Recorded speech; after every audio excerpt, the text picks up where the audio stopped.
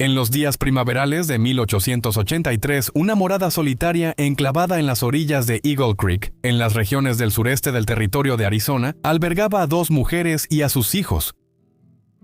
Los patriarcas de la familia habían emprendido una temprana expedición para evaluar las sombrías consecuencias de la reciente incursión de Jerónimo, una despiadada aventura que dejó a sus ovejas masacradas o robadas. La peligrosa soledad impuesta a las mujeres en circunstancias tan graves no les era desconocida, ya que se habían acostumbrado a la amenaza constante del regreso de Jerónimo. A medida que el sol de la mañana se desplegaba, bañando con su calor el árido paisaje, una de las mujeres se aventuró afuera para sacar agua de un manantial oculto entre un grupo de sauces a tan solo unos metros de distancia.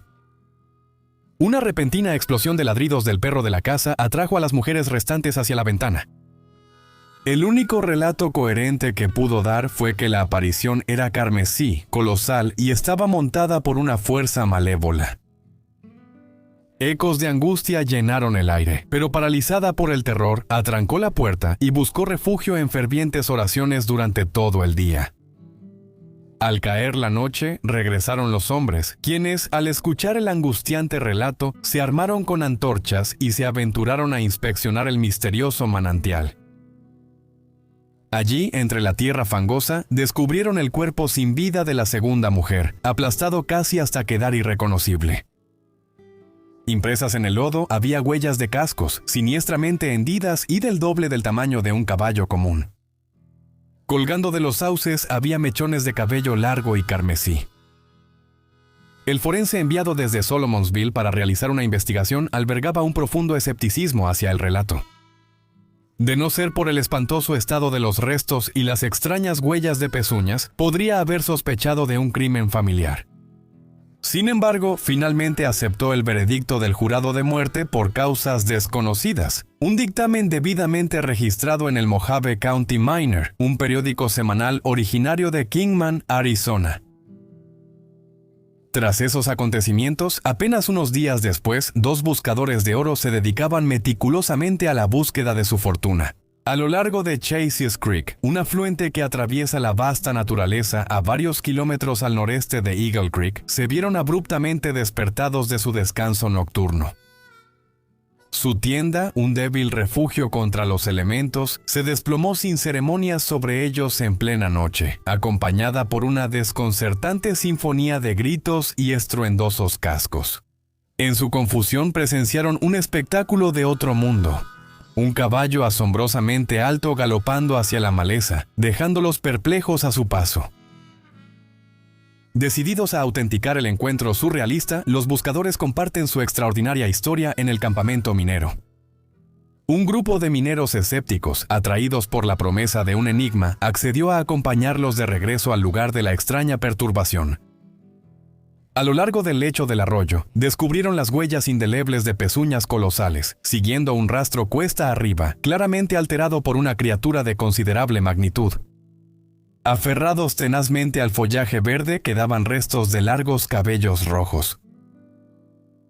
A pesar del sincero testimonio de media docena de mineros cuyos hallazgos coincidían con el incidente del rancho de ovejas en detalles sorprendentes, el sentimiento predominante era de una incredulidad divertida. En la atmósfera impregnada de leyendas del viejo oeste, los relatos contados alrededor de la fogata ocupaban un lugar privilegiado como la forma de entretenimiento preferida. El fantasma rojo, como llegó a conocerse a la misteriosa entidad, se convirtió en un lienzo para la exageración, con los narradores tejiendo relatos extravagantes alrededor de sus 2 apariciones documentadas. Un aficionado de esta narrativa presumía de una persecución que culminó con la enigmática desaparición de la criatura en el aire, mientras que otro relataba un episodio sensacional en el que supuestamente el fantasma rojo mató y devoró a un oso grizzly. Aproximadamente un mes después de la trágica muerte de la ranchera, el fantasma rojo volvió a aparecer, desafiando las conjeturas fantasiosas de los narradores de historias exageradas.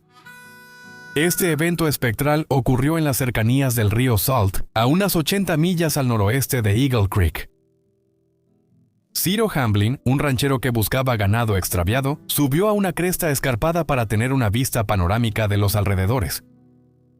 En el lado opuesto del barranco, enclavado en una meseta cubierta de denso chaparral, distinguió la presencia de una enorme criatura rojiza que se movía entre la maleza. Sintiendo un escalofrío momentáneo recorrerle la nuca, a pesar de que el barranco abierto actuaba como una barrera natural, Hamblin persistió, decidido a obtener una vista más clara. Poco a poco, la misteriosa entidad cruzó hacia una zona relativamente despejada, lo que permitió a Hamblin calmar su inquietud. A pesar de la considerable distancia de casi medio kilómetro, él identificó sin lugar a dudas a la criatura. Era un camelo. Para el estadounidense promedio e incluso para muchos arizonenses, ver un camello vagando por el desierto sería tan asombroso como las historias más fantásticas del fantasma rojo. Sin embargo, Hamblin poseía el conocimiento adquirido tras años de pasar tiempo en las extensas zonas desérticas del suroeste, cerca de la frontera con California. Aunque no estaba familiarizado con los camellos en la región alta del Salt River, reconocía que no era raro encontrarlos en el terreno desértico y desolado. Lo que distinguía a este camello de los demás era la peculiar carga que llevaba sobre su joroba. Desde su posición, Hamblin no podía distinguirlo claramente, pero afirmó que tenía semejanza con una figura humana. Si en verdad era un hombre, el consenso apuntaba a la idea de que la vida lo había abandonado hacía mucho tiempo. La reputación intachable de Hamblin y su relato meticulosamente detallado dieron credibilidad a la historia, reviviendo un episodio casi olvidado en los anales del oeste. Reavivó las brasas históricas y proporcionó a los habitantes imaginarios del territorio un terreno fértil para la especulación. En consecuencia, el fantasma rojo o fantasía colorado, como lo bautizaron los colonos de habla hispana, ascendió rápidamente a las filas de los habitantes más renombrados de Arizona. Un solo punto de controversia persistía en la narrativa de Hamblin: la naturaleza de la carga sobre el lomo del camello. Los escépticos postulaban que no era más que la joroba distintiva del camello. Sin embargo, unas semanas después del encuentro de Hamblin, el fantasma rojo volvió a aparecer en las cercanías del Valle del Río Verde, a unas 60 millas al oeste del rancho de Hamblin, dejando sin fundamento los argumentos de los escépticos. Esta vez, un grupo de 5 prospectores se topó con la criatura pastando en una mesa. Los intentos de derribarla resultaron inútiles y rápidamente se retiró fuera del alcance de sus disparos. En su estela, un objeto ominoso cayó de su lomo. Al investigar el curioso hallazgo, los buscadores descubrieron, según relató el minero del condado de Mojave, un cráneo humano con algunos jirones de carne y cabello aún adheridos. La espeluznante revelación de la macabra carga del fantasma rojo grabó su saga en el tapiz de la leyenda viva, una odisea que perduraría por casi una década. Aunque el único relato contemporáneo de este viaje espectral está documentado en El Minero, una época en la que los periódicos rara vez se sometían a las ataduras de la precisión, podría tentarnos a pensar en exageraciones. Sin embargo, los detalles fueron transmitidos con tal precisión y realismo que la posibilidad de exageración parece inverosímil. Además, estos relatos carecían de las invenciones abiertamente fantasiosas típicas de los editores más imaginativos de la frontera occidental, quienes no solían inventar historias sobre la salvaje malevolencia de Fantasma Rojo, supuestamente dirigida hacia sus víctimas animales.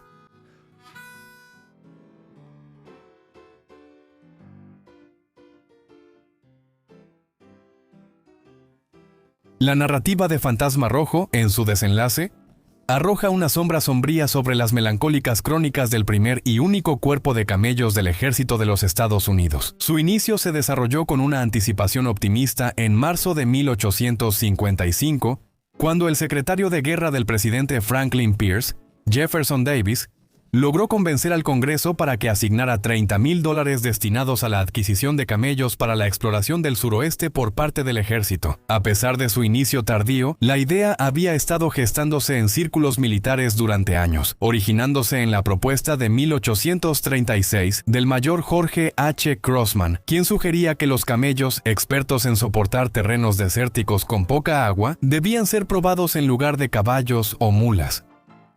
Sin embargo, tomó la asombrosa cantidad de 19 años para que la idea ascendiera en la jerarquía burocrática. Con los fondos asegurados, Davis envió al mayor Enrique C. Wayne y al teniente David D. Porter al Mediterráneo Oriental a bordo del barco de suministros navales, The Supply, para adquirir el primer lote de camellos. Wayne, un experimentado comerciante de caballos, se sumergió meticulosamente en la historia de los camellos y examinó cuidadosamente las ofertas en los mercados de camellos de Alejandría y Esmirna. Su diligencia dio frutos, ya que 33 camellos, adquiridos a un costo promedio de $250 cada uno, sobrevivieron al arduo viaje de 3 meses hasta Indianola, Texas, con 2 crías nacidas durante el trayecto. Así inaugurando la curiosa crónica del cuerpo de camellos. En la empresa de establecer el cuerpo de camellos, Wayne y Porter contrataron a 6 árabes y a un turco. Los primeros fueron designados como conductores de camellos y mentores de los arrieros del ejército, mientras que el segundo asumió el papel de veterinario. Su lamentable falta de juicio en estas contrataciones presagiaba la eventual caída del experimento. Parecía que presumían que cualquiera que viniera de la tierra de los abundantes camellos debía poseer una pericia innata para manejar a estas peculiares bestias. Sin embargo, la realidad resultó ser muy diferente. Los hombres árabes mostraban una familiaridad con los camellos similar a la que un chico de ciudad moderno tiene con los caballos, y el remedio poco convencional de los veterinarios turcos para cualquier dolencia de camello consistía en hacerle cosquillas en la nariz con la cola de un camaleón. A pesar de estos contratiempos iniciales, la convicción de Wayne sobre la utilidad potencial de los camellos para el ejército permaneció inquebrantable.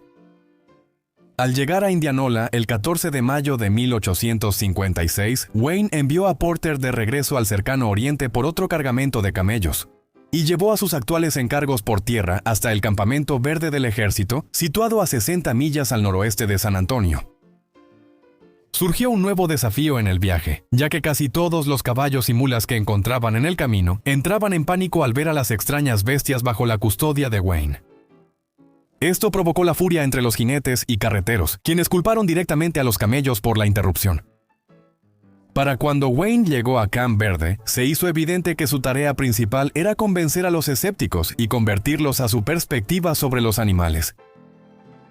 En un movimiento estratégico para fomentar la aceptación, Wayne organizó una demostración convincente. Reuniendo a un grupo de arrieros de mulas inicialmente hostiles que participaban en el experimento, Wayne sacó uno de sus mejores camellos, le ordenó que se arrodillara y lo cargó con 2 grandes pacas de heno, una carga equivalente a la que una mula podía soportar. Con una vacilación fingida, Wayne examinó la carga, permitiendo que los espectadores expresaran su escepticismo. Luego, para su asombro, añadió 2 pacas más a la carga. Los arrieros de mulas, al principio incrédulos, estallaron en vítores cuando el camello se levantó sin esfuerzo y se alejó tranquilamente a la orden de Wayne. Fue el único caso registrado en el que un arriero de mulas respaldó a un camello. El único convertido de Wayne en este esfuerzo fue el teniente Eduardo F. Bill, una figura de considerable renombre en el oeste. A pesar de sus inicios poco comunes en la Marina de los Estados Unidos, donde se enlistó a los 14 años en 1836, las hazañas de Bill incluyeron rescatar a tropas estadounidenses sitiadas cerca de San Diego, junto a Kit Carson en 1846, y transportar el primer oro de Sutter's Mill en California a Washington, D.C. Intrigado por nuevas ideas y habiendo renunciado a la Marina en 1851 para enfocarse en la exploración del oeste, Bill, por insistencia de Wayne, asumió una tenencia en el ejército y un papel en el cuerpo de camellos. Después de haber recibido un entrenamiento riguroso con los camellos, Bill se encontró encargado de inspeccionar una ruta desde Fort Defiance, Nuevo México, hasta la frontera oriental de California, atravesando los paisajes áridos de Nuevo México y Arizona. Para esta expedición seleccionó meticulosamente 25 de los mejores camellos del rebaño de Wayne y 44 adicionales traídos por Porter en el viaje posterior. Al completar la inspección, que básicamente trazó lo que se convertiría en la parte occidental de la famosa Carretera 66 de Estados Unidos, Bill quedó completamente convencido de que el camello tenía la clave para resolver los desafíos de transporte del suroeste. Esta convicción eventualmente resonó con el Departamento de Guerra. En diciembre de 1858, John B. Floyd, quien sucedió a Jefferson Davis como secretario de guerra, reconoció oficialmente el éxito del experimento y exhortó al Congreso a aprobar la importación de 1,000 camellos más.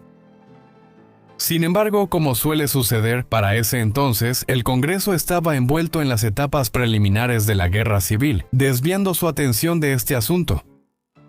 Esta afortunada distracción salvó a posibles camellos de enfrentar el trato duro que ya se les daba a aquellos que estaban entre ellos, extraños en una tierra donde su desconocimiento justificaba la crueldad. Este periodo se desarrolló mucho después de la desaparición de los hombres árabes originales, cuando los camellos se redujeron a simples fragmentos de recuerdos coloridos. Levantar un monumento para honrarlos habría sido inconcebible para aquellos Wayne, Bill y sus ayudantes que intentaban entrenar como conductores de camellos. Para el vaquero promedio y el arriero de mulas, los camellos eran abominaciones desconcertantes y el sentimiento era recíproco. Aunque los camellos son animales altamente domesticados, para comprenderlos hay que conocerlos.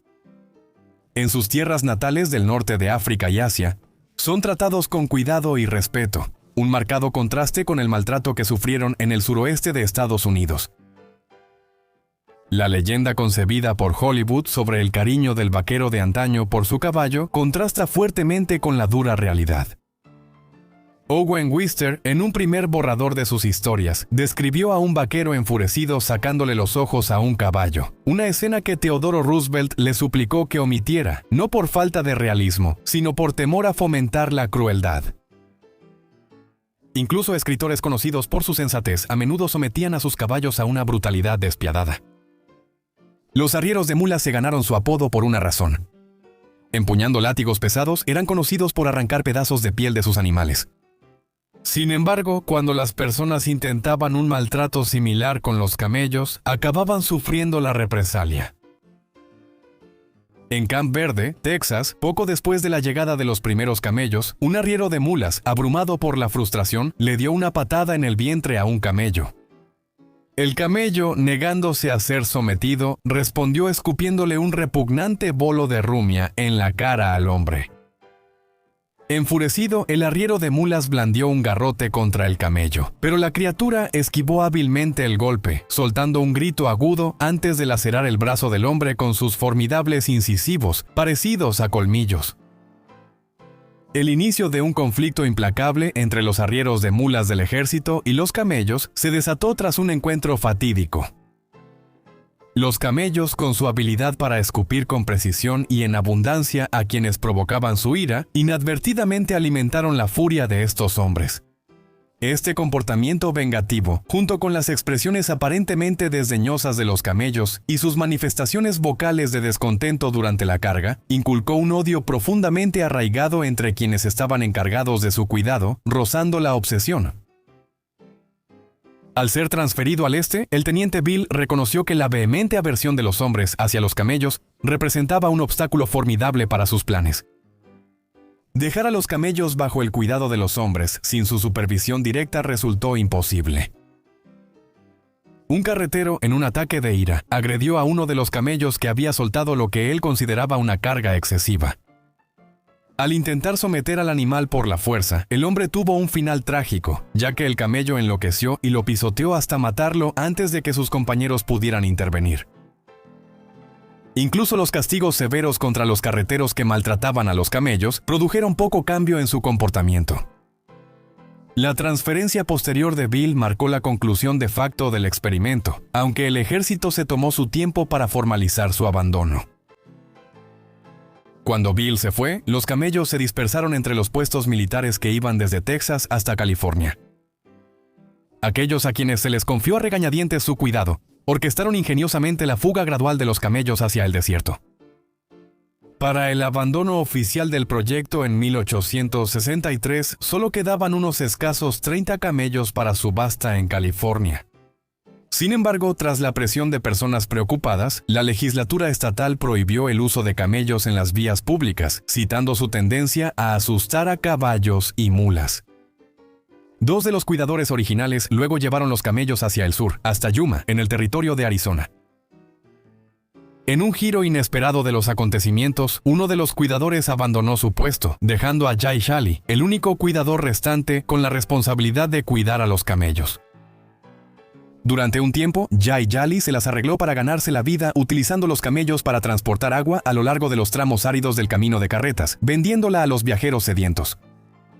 Sin embargo, incluso él sucumbió ante los desafíos, dejando de cuidar a los animales en algún momento a finales de la década de 1860 y liberándolos en la vasta naturaleza. Posteriormente, los camellos más afortunados se vieron obligados a enfrentarse a una existencia dura, defendiéndose por sí mismos en el implacable desierto. Este destino, aunque sin duda desafiante para criaturas moldeadas por milenios de domesticación, resultó ser preferible al sombrío destino que les esperaba a aquellos que ocasionalmente eran recapturados. Periódicamente los buscadores de oro o vaqueros se topaban con estos camellos y a menudo los usaban como blanco para practicar tiro. En ocasiones, algún transportista ingenioso hacía intentos a medias por reintegrar a algunas de estas bestias al trabajo, pero inevitablemente algunas caían en manos de sádicos, quienes ideaban usos más imaginativos y brutales para ellas.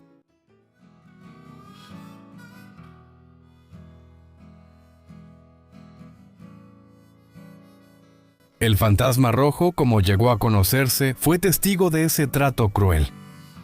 La carga que llevaba sobre su espalda insinuaba una historia trágica. En los primeros días de la notoriedad del fantasma rojo, la creencia predominante era que el cadáver atado a su espalda pertenecía a un viajero desesperado que, debilitado por la sed, se había amarrado con la esperanza de que el camello lo llevara al agua.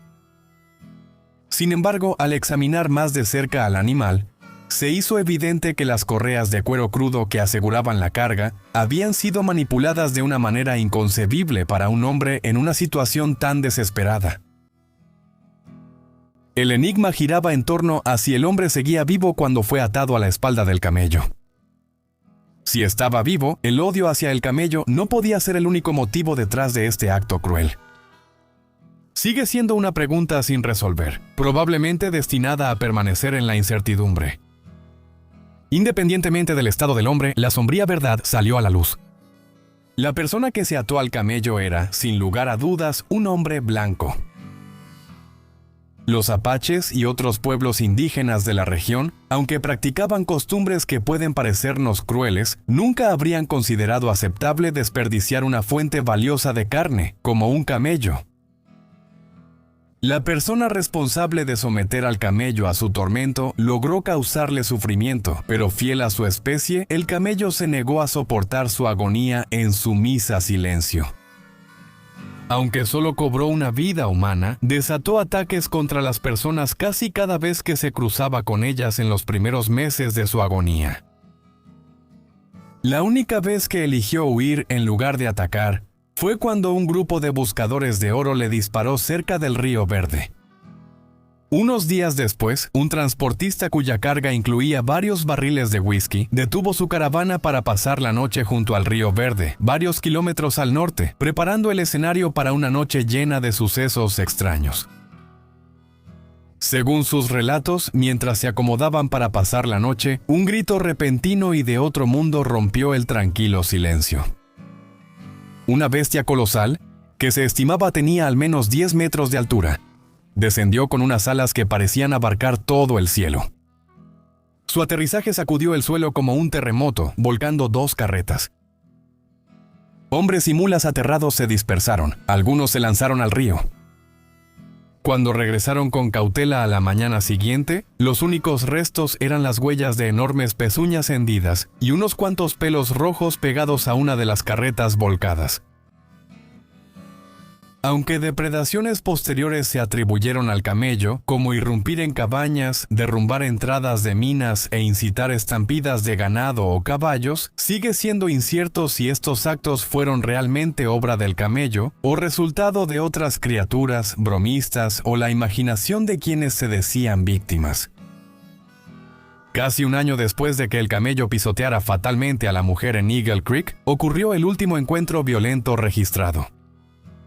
Al anochecer, un vaquero del rancho Anchor Yacht, al este de Phoenix, que pasaba junto a un corral de herradero aparentemente vacío fuera de la temporada de arreo, se topó con una presencia inusual dentro. Sacando su lazo, se acercó a la puerta del corral para investigar, solo para que un camello embistiera hacia él. Instintivamente lazó a la criatura, dándose cuenta solo después de que había capturado un camello. Sus remordimientos fueron superados por la abrupta colisión del camello con sus caballos, haciendo que tanto el caballo como el jinete cayeran al suelo. El camello, imperturbable, continuó en la noche, aún llevando los restos de una carga que alguna vez fue un hombre sobre su lomo. Esto marcó no solo el último ataque del camello, sino también el último caso documentado de su macabro cargamento. Presumiblemente, el camello se deshizo de la carga restante poco después de este encuentro. Con eso, el fantasma rojo dejó atrás la fuerza impulsora de sus tendencias violentas y la marca distintiva que lo diferenciaba de sus semejantes. Con el paso de los años, gradualmente pasó de ser una realidad aterradora a convertirse en un cuento contado para asustar a los no iniciados. Si ese hubiera sido el final de la saga, probablemente habría caído en el olvido, tal vez descartado como otro cuento fantástico tejido en la trama de la leyenda del Viejo Oeste. Sin embargo, casi una década después de su primera aparición, el fantasma rojo realizó un acto final, documentado por el periódico Mohave County Miner el 25 de febrero de 1893. Mizzou Hastings, un ranchero de Oregón, desempeñó el papel de exorcista en este encuentro fantasmal.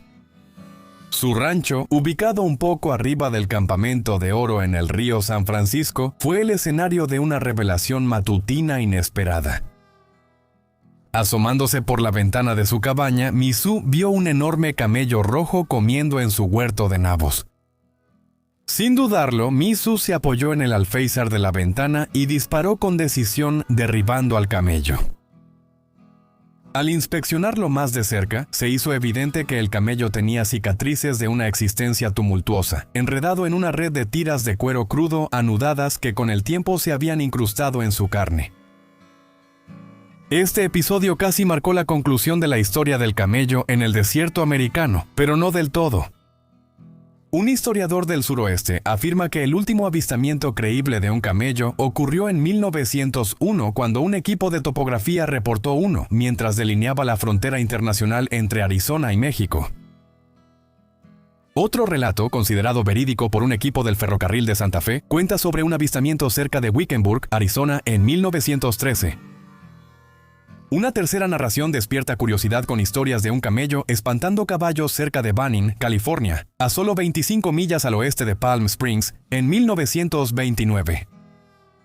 En 1941 surgieron reportes del territorio al este del mar de Salton.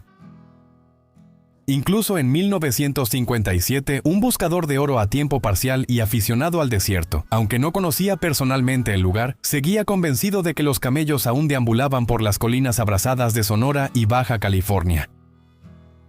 Estos susurros se asemejan a los ecos del fantasma rojo, recordatorios tenues pero persistentes de los horrores únicos que nuestra especie puede perpetrar y de la notable resistencia de las leyendas del Viejo Oeste.